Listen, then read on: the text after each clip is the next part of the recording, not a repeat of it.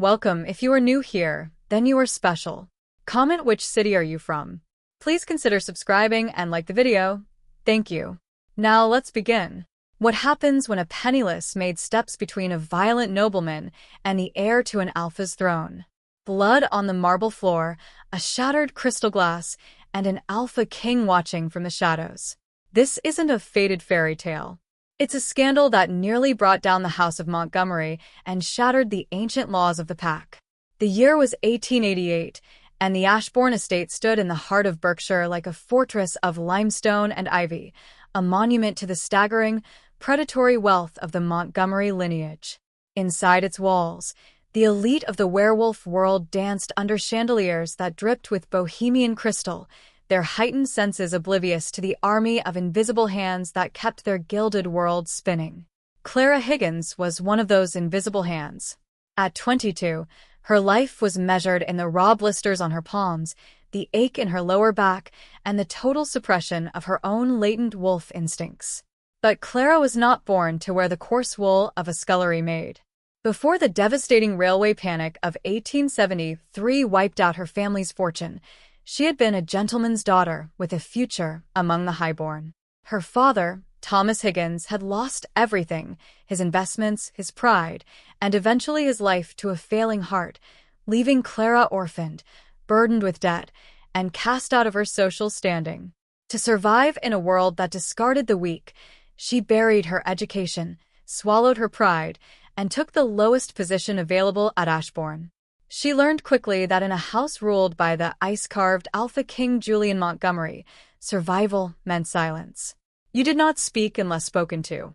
You did not look the lords in the eye. Above all, you stayed out of the way of the Duke, a man who ruled his vast business empire with a ruthless efficiency that terrified staff and peers alike. Widowed and cold, his only tether to humanity was his 6-year-old son, Lord Leo, a fragile child prone to night terrors and asthma. Clara knew the danger of crossing paths with such power, yet she could not ignore the fire still burning behind a servant's bow. In the shadows of Ashbourne, she was a ghost, waiting for the one moment that would force her to choose between her safety and her soul.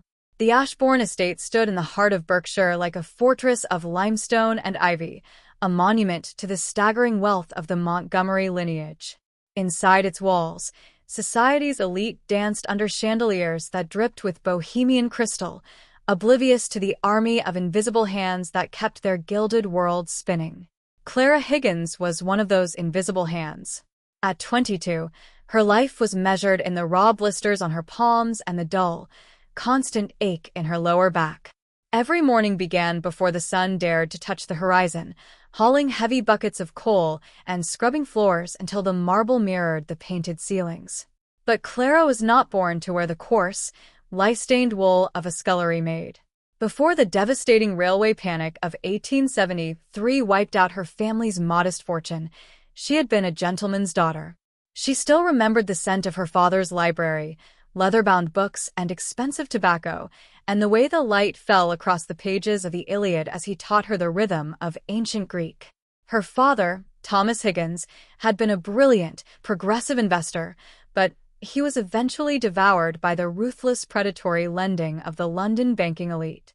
He had lost everything, his investments, his pride, and eventually his life to a failing heart, leaving Clara orphaned and burdened with his debts. To survive in a world that discarded the weak, she buried her education, swallowed her pride, and took the lowest position available at Ashbourne. She learned quickly that in a house of such magnitude, survival meant silence. You did not speak unless spoken to. You did not look the lords and ladies in the eye. In the eyes of the staff and the nobility alike, she was a ghost, a shadow meant to vanish the moment a member of the House of Montgomery approached. The most terrifying of these was Julian Montgomery, the Alpha King and Duke of Ashbourne. He was a man carved from ice and authority, ruling his estate and vast business empire with a ruthless efficiency that terrified everyone under his roof. Since the death of his wife, he had locked away whatever warmth he once possessed, leaving only a cold, calculating machine in his wake. His only tether to humanity was his 6-year-old son, Lord Leo, a fragile, quiet child who wandered the drafty corridors like a lost spirit. Clara watched the young heir from the corners of her eyes as she polished the brass fixtures, recognizing a kindred loneliness in the boy's silent tears. While the rest of the world saw only a scullery maid with bowed head and dirt-streaked apron, Clara carried the weight of her heritage in secret. She was a shield of flesh and bone waiting for a purpose, her spirit unbent despite the raw blisters of her station. She moved through the kitchens and the servants' quarters, a ruined daughter of a gentleman playing the part of a peasant, knowing that a single slip of her refined diction could lead to the workhouses of London. At Ashbourne, the walls had ears, and for a maid like Clara, the only safety lay in becoming truly invisible. The corridors of Ashbourne were drafty arteries of stone, silent to those who did not know how to listen. For Clara, the mansion was a labyrinth of forbidden spaces, but the library was the most dangerous of them all. It was a cathedral of knowledge, smelling of beeswax and ancient parchment, a place that reminded her too much of the life she had lost. She was supposed to be polishing the silver sconces in the gallery, but a sound, a thin, rhythmic hitching of breath, drew her toward the towering oak doors. Pushing them open just a crack, she found not the Alpha King, but his legacy. Lord Leo was a small, fragile figure swallowed by a massive velvet armchair, his face buried in his knees. The heir to the most powerful wolf lineage in the country was weeping, his narrow shoulders shaking with a grief that seemed too heavy for a 6-year-old to bear. In the harsh hierarchy of the pack, tears were a sign of weakness, a scent that invited the alpha's cold disapproval. Clara should have turned away. To be found alone with the young lord was a dismissible offense. To touch him was unthinkable. But the girl who had been raised on the verses of Homer and the tenets of compassion could not retreat. She set her polishing cloth aside and moved into the room, her footsteps silent on the thick Persian rugs. "Young master?" she whispered, her voice a soft melody in the cavernous room. Leo jolted, his amber eyes, so much like his father's, yet lacking the ice, widening in terror. He scrambled back, wiping his face with a sleeve of fine silk. I wasn't crying," he stammered, his voice thick. "Father says Montgomerys do not cry. We are wolves." Clara knelt, making herself small, ensuring her head was lower than his, so as not to threaten the young pup's instincts. "Even the strongest wolves feel the cold, my lord," she said gently. "And even the great heroes of old, like Achilles, knew the weight of a heavy heart." The boy paused, his curiosity momentarily eclipsing his fear. "Who is Achilles?" For a moment, the scullery maid vanished, and the gentleman's daughter returned. She told him of the golden warrior, of honor, and of the hidden vulnerabilities of those who seem invincible. As she spoke, Leo's breathing steadied.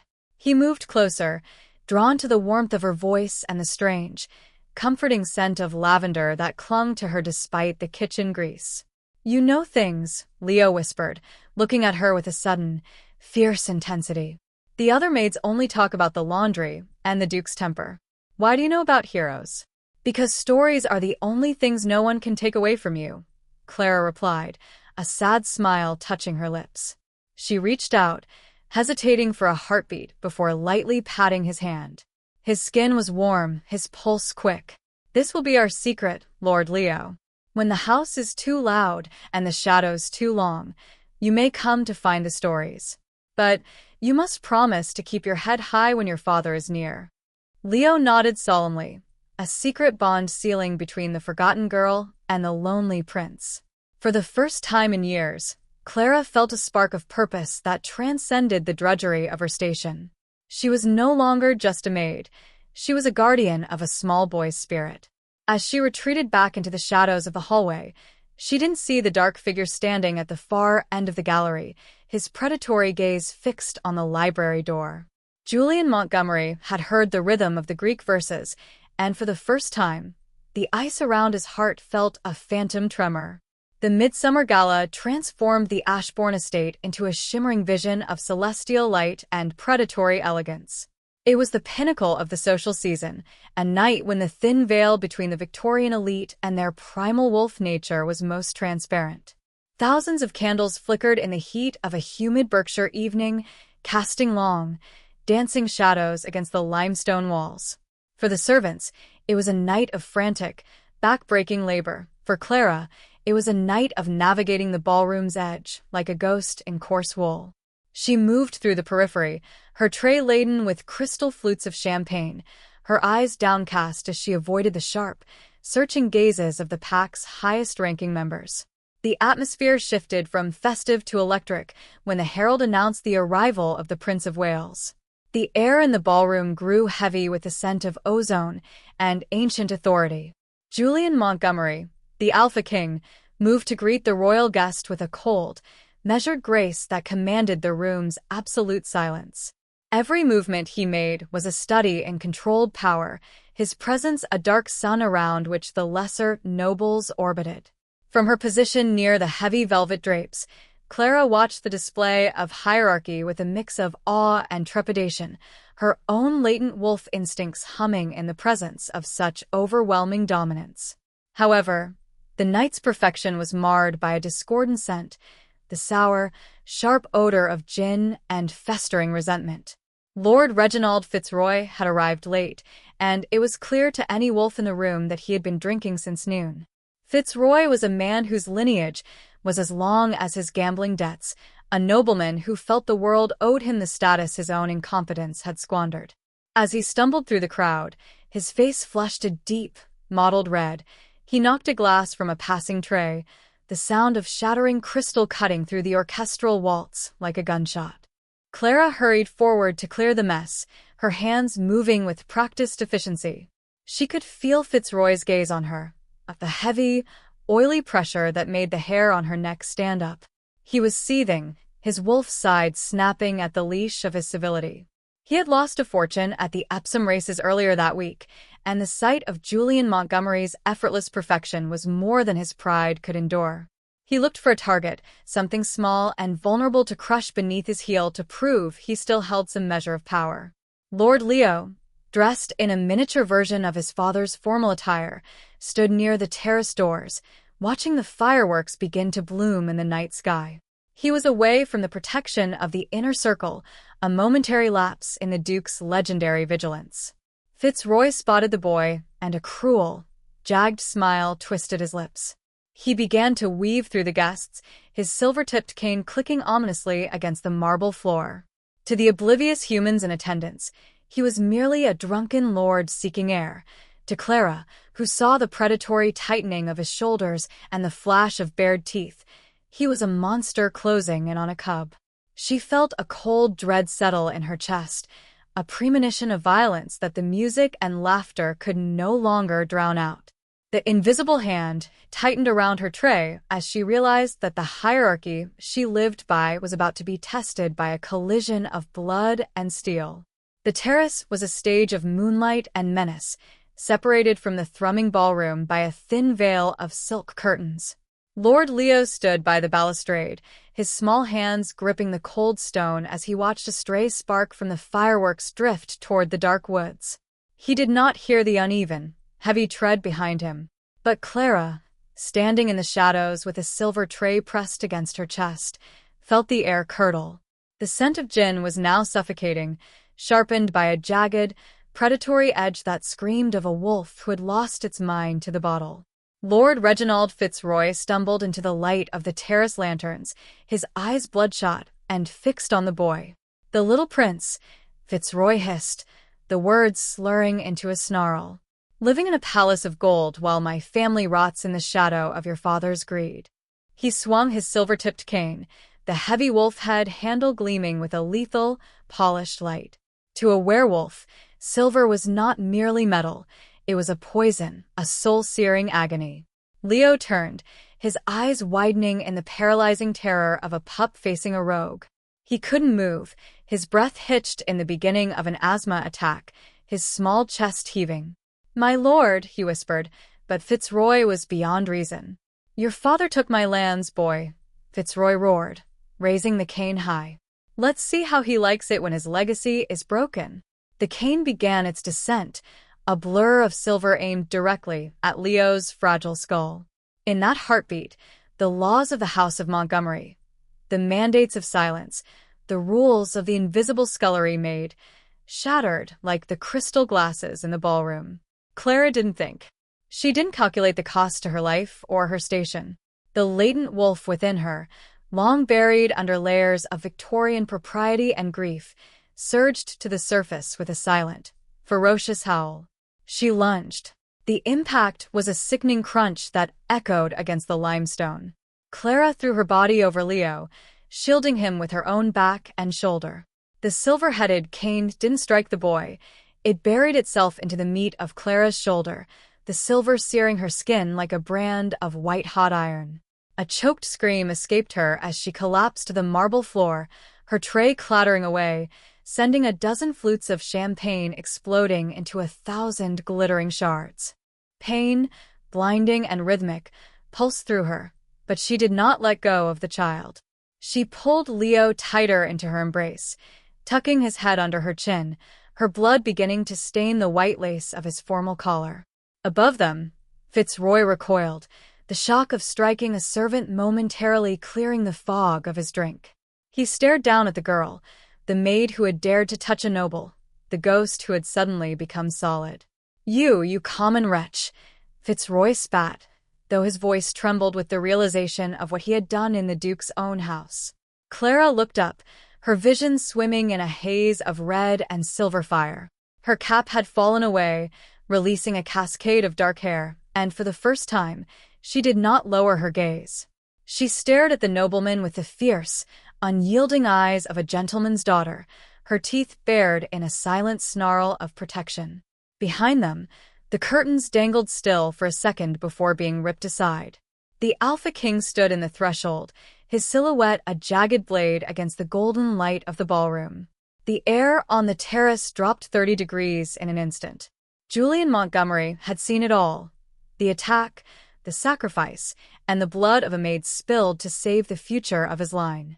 The terrace was a stage of moonlight and menace, separated from the thrumming ballroom by a thin veil of silk curtains. Lord Leo stood by the balustrade, his small hands gripping the cold stone as he watched a stray spark from the fireworks drift toward the dark woods. He did not hear the uneven, heavy tread behind him, but Clara, standing in the shadows with a silver tray pressed against her chest, felt the air curdle. The scent of gin was now suffocating, sharpened by a jagged, predatory edge that screamed of a wolf who had lost its mind to the bottle. Lord Reginald Fitzroy stumbled into the light of the terrace lanterns, his eyes bloodshot and fixed on the boy. "The little prince," Fitzroy hissed, the words slurring into a snarl. "Living in a palace of gold while my family rots in the shadow of your father's greed." He swung his silver-tipped cane, the heavy wolf head handle gleaming with a lethal, polished light. To a werewolf, silver was not merely metal. It was a poison, a soul-searing agony that could ripple through the blood of even the strongest alpha. Leo turned, his eyes widening in the paralyzing terror of a pup facing a rogue. He couldn't move, his breath hitched in the beginning of an asthma attack, his small chest heaving. "My lord," he whispered, but Fitzroy was beyond reason. "Your father took my lands, boy," Fitzroy roared, raising the cane high. "Let's see how he likes it when his legacy is broken." The cane began its descent, a blur of silver aimed directly at Leo's fragile skull. In that heartbeat, the laws of the House of Montgomery, the mandates of silence, the rules of the invisible scullery Maid, shattered like the crystal glasses in the ballroom. Clara didn't think. She didn't calculate the cost to her life or her station. The latent wolf within her, long buried under layers of Victorian propriety and grief, surged to the surface with a silent, ferocious howl of protective instinct. She lunged. The impact was a sickening crunch that echoed against the limestone. Clara threw her body over Leo, shielding him with her own back and shoulder. The silver-headed cane didn't strike the boy. It buried itself into the meat of Clara's shoulder, the silver searing her skin like a brand of white-hot iron. A choked scream escaped her as she collapsed to the marble floor, her tray clattering away, sending a dozen flutes of champagne exploding into 1,000 glittering shards. Pain, blinding and rhythmic, pulsed through her, But she did not let go of the child. She pulled Leo tighter into her embrace, tucking his head under her chin, her blood beginning to stain the white lace of his formal collar. Above them, Fitzroy recoiled, the shock of striking a servant momentarily clearing the fog of his drink. He stared down at the girl, the maid who had dared to touch a noble, the ghost who had suddenly become solid. You common wretch," Fitzroy spat, though his voice trembled with the realization of what he had done in the Duke's own house. Clara looked up, her vision swimming in a haze of red and silver fire. Her cap had fallen away, releasing a cascade of dark hair, and for the first time, she did not lower her gaze. She stared at the nobleman with the fierce, unyielding eyes of a gentleman's daughter, her teeth bared in a silent snarl of protection. Behind them, the curtains dangled still for a second before being ripped aside. The Alpha King stood in the threshold, his silhouette a jagged blade against the golden light of the ballroom. The air on the terrace dropped 30 degrees in an instant. Julian Montgomery had seen it all, the attack, the sacrifice, and the blood of a maid spilled to save the future of his line. The silence that followed the shattering of the glass was more deafening than the explosion itself. Julian Montgomery did not move with the haste of a panicked man. He moved with the lethal, terrifying precision of an alpha whose territory had been defiled. The air on the terrace seemed to crystallize, vibrating with the low, guttural hum of a king's dormant rage. He was at Clara's side in a single heartbeat, his presence eclipsing the moonlight. Lord Reginald Fitzroy stood frozen, his face draining of color until it matched the white marble. The silver-tipped cane slipped from his trembling fingers, clattering uselessly to the floor. "Julian," she interfered, "the girl touched me." The Duke didn't even look at him. His focus was entirely on the heap of coarse wool and dark hair on the floor. Clara felt a pair of hands, encased in soft leather but backed by iron strength, slide beneath her. As she succumbed to the silver sickness radiating from her shoulder, she felt herself being lifted. Her head fell back against the crisp linen of Julian's shirt, and for a moment, her clouded eyes met his. There was no ice in his gaze now, only a dark, roiling storm that made her soul tremble. "Leo." Julian's voice cracked like a whip through the terrace. The boy, shaking and breathless, clutched his father's trousers. "Go to Mrs. Gable. Now." As the child scurried away, Julian turned his gaze toward Fitzroy. It was not a look of anger, but one of absolute erasure. "You have spilled blood under my roof, Reginald. You have struck a woman of my household with silver." The Duke's voice was a low, terrifying rasp. "Leave Ashbourne. If you are within the county lines by sunrise, I will treat you not as a guest, but as a rogue." The ballroom guests had crowded into the doorway, a sea of silk and jewels staring in hushed horror. Among them stood Mrs. Gable and the head butler, their faces masks of professional shock. According to every law of the house, a bleeding maid should be hurried through the servants' entrance to the infirmary in the basement. "Your Grace," Mrs. Gable stepped forward, her voice trembling. "The girl, we will take her to the scullery quarters. The physician can be summoned to the back." "No." Julian's command stopped the breath in every throat in the room. He adjusted his grip on Clara, pulling her closer to his chest, heedless of the blood staining his evening coat. "Clear the east wing. Prepare the primrose suite."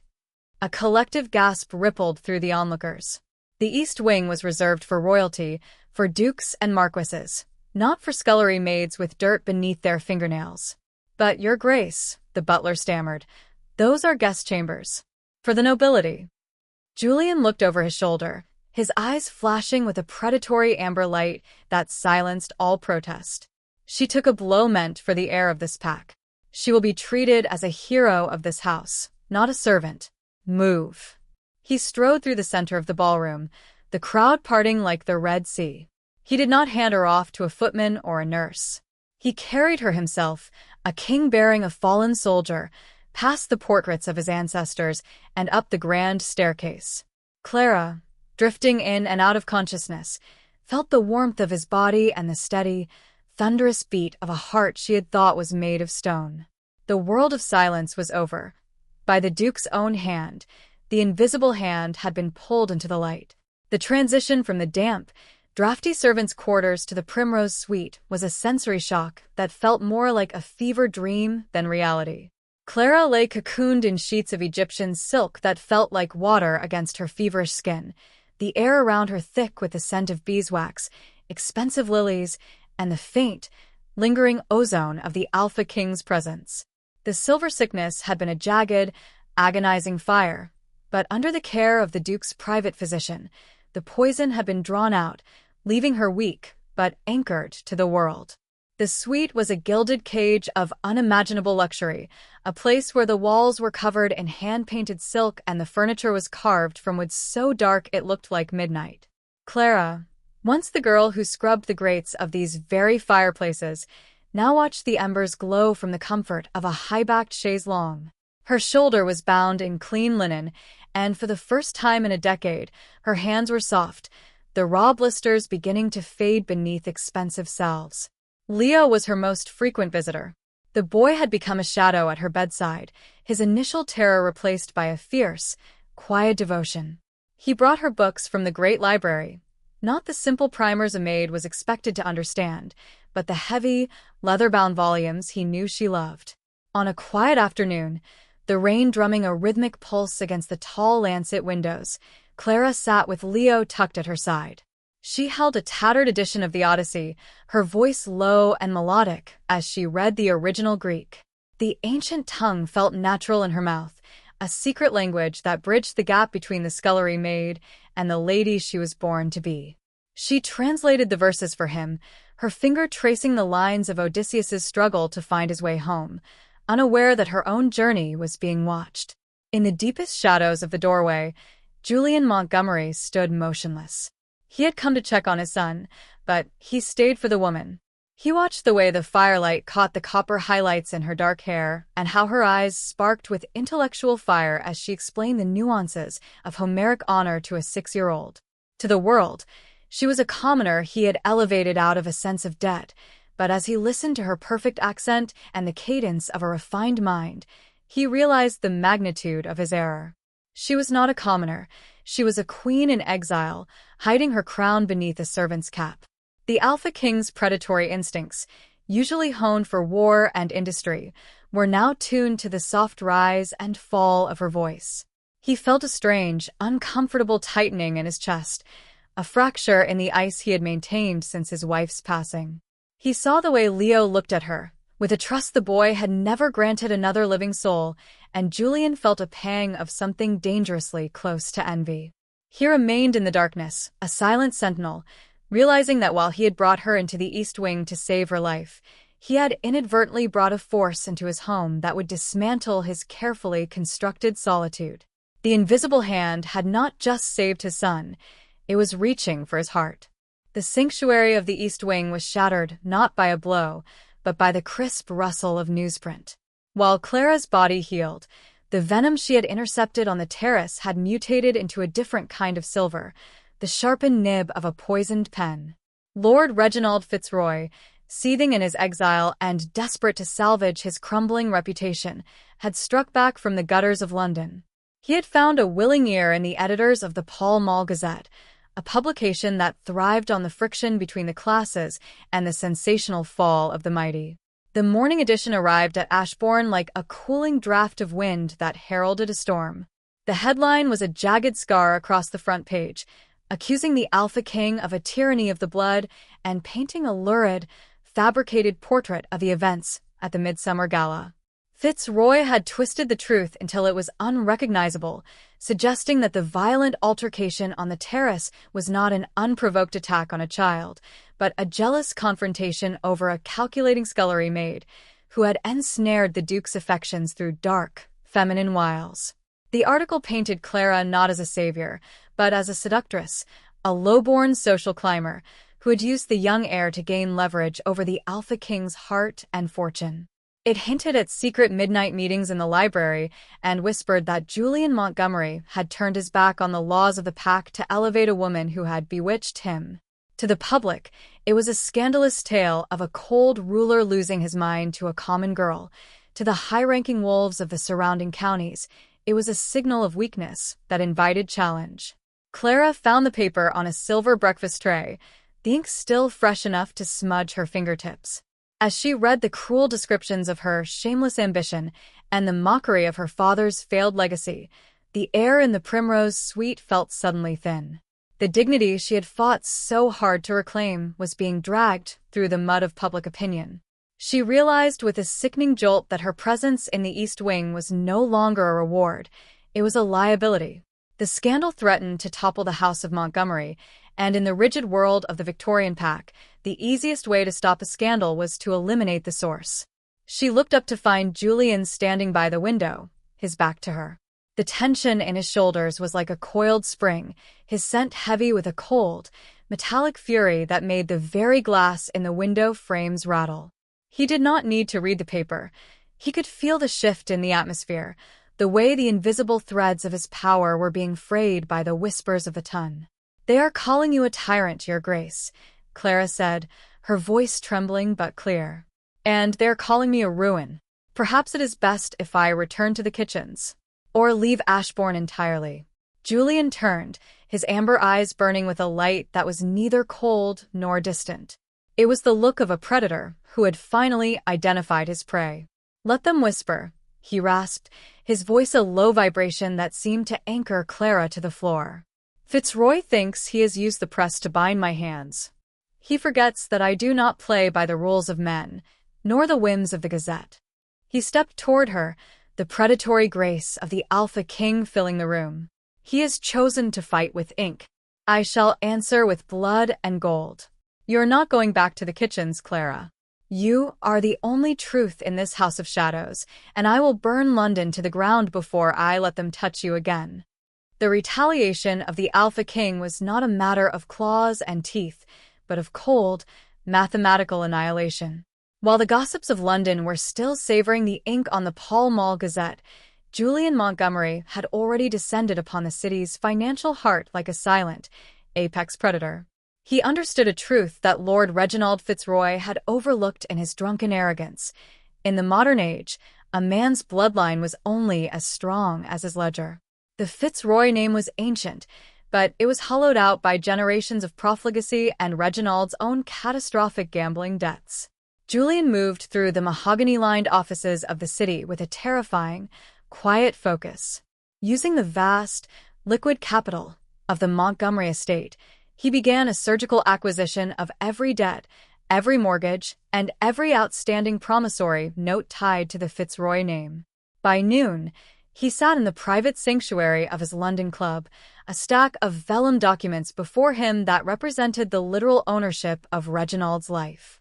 He had bought the man's ancestral home, his stables, and even the very clothes on his back. The confrontation took place at the Carlton Club, under the watchful eyes of the pack's most influential elders. When Fitzroy entered, still buoyed by the success of his media smear, he found Julian waiting for him in the center of the smoking room. The Duke did not rise. He simply tossed a leather-bound folder onto the low table between them. As Fitzroy read the documents, the color fled from his face, replaced by a gray, sickly pallor. He realized that with a single stroke of a pen, Julian had rendered him a pauper, a man without a pack or a roof. "You thought to use the press to destroy a woman who is under my protection," Julian said, his voice a low, lethal hum that vibrated in the chests of everyone present. "You painted her as a seductress to hide your own cowardice.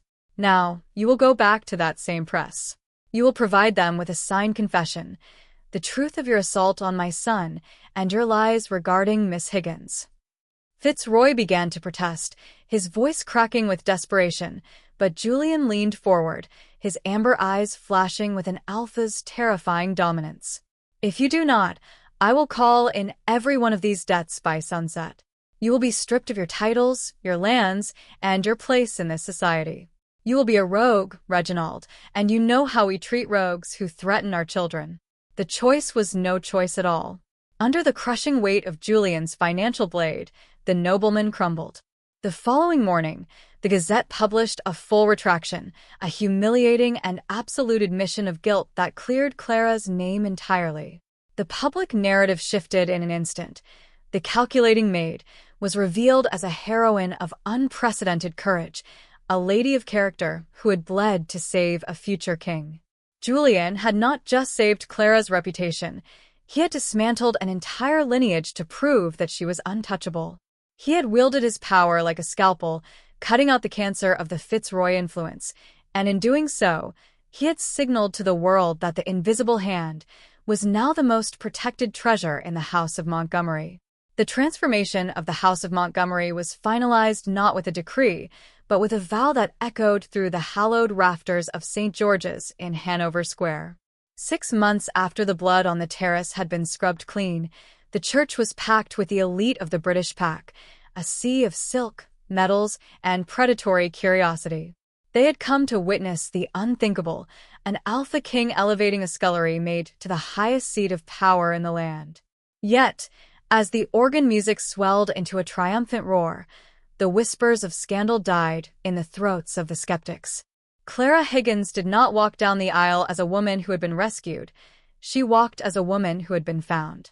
She moved with the poise of the gentleman's daughter she had always been, draped in spun silver and ivory lace that shimmered like moonlight on water. Her head was held high, her gaze fixed entirely on the man waiting at the altar. Beside Julian stood young Lord Leo, no longer a fragile shadow, but a proud prince who watched Clara with a gaze of pure, unfiltered devotion. The boy knew what the rest of society was only beginning to grasp, that the woman approaching them was the iron heart that had saved their lineage. Julian Montgomery, a man once described as being carved for mice, watched his bride with a smile reserved for her alone, a look of such profound, faded recognition that it made the surrounding nobles turn away in sudden, humbled silence. When she finally reached him, he did not wait for the priest to join their hands. He reached out and took hers, his thumb tracing the faint, fading scars of the blisters she had once earned in his service. In that touch, he wordlessly acknowledged the sacrifice she had made and the dignity she had never truly lost. The ceremony was a testament to the rebirth of a dynasty. As the vows were spoken, the air in the cathedral grew heavy with the combined power of their bond, a union of Julian's ruthless authority and Clara's fierce, protective compassion. When the Alpha King finally kissed his Duchess, it was a sealing of fates that signaled the end of the old, cold ways of Ashbourne. The House of Montgomery had not fallen to the poison of scandal or the blade of financial ruin. Instead, it had been forged into something new, something unbreakable. As they emerged from the church into the bright London sun, the bells pealing in a chaotic, joyous rhythm, the public cheered for the heroine of the Gazette. Clara looked out over the crowd, no longer an invisible hand, but a beacon of hope for a changing world.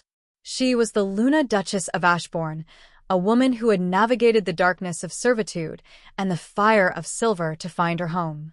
Beside her, Julian gripped her hand with a strength that promised eternity, knowing that while he ruled the pack, it was Clara who ruled the king. The silence was over. Their story, written in blood, gold, and faded love, had only just begun.